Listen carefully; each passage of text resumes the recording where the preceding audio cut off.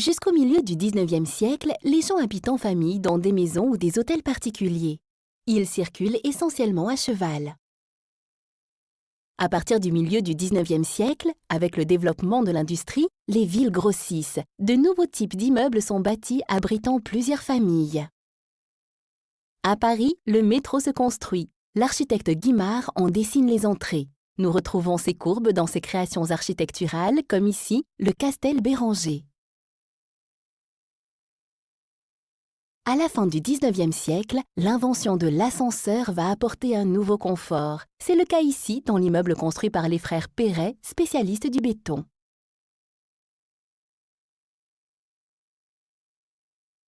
La Première Guerre mondiale de 1914 à 1918 cause beaucoup de destruction.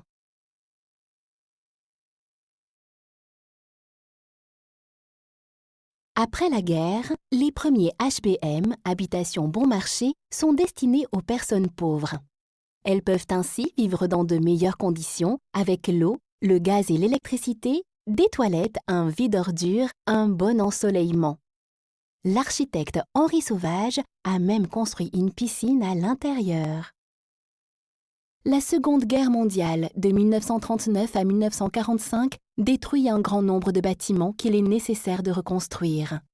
Beaucoup de gens vont se retrouver à la rue, sans logement. Avec le retour de la paix, les naissances se multiplient. Il n'y a pas assez de logements. La France devient un grand chantier. Les architectes doivent construire très vite un grand nombre de logements.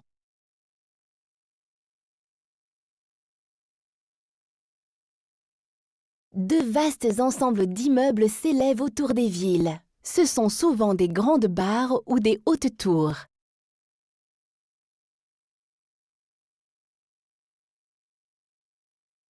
La voiture devient indispensable pour se déplacer.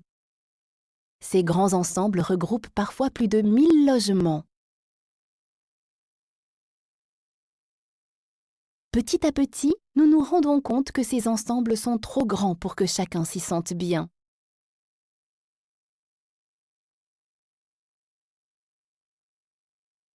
Maintenant, les architectes construisent des petits ensembles d'immeubles.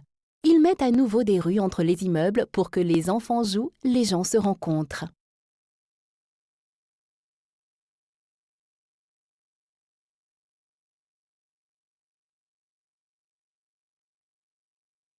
Les architectes font très attention à la qualité du logement.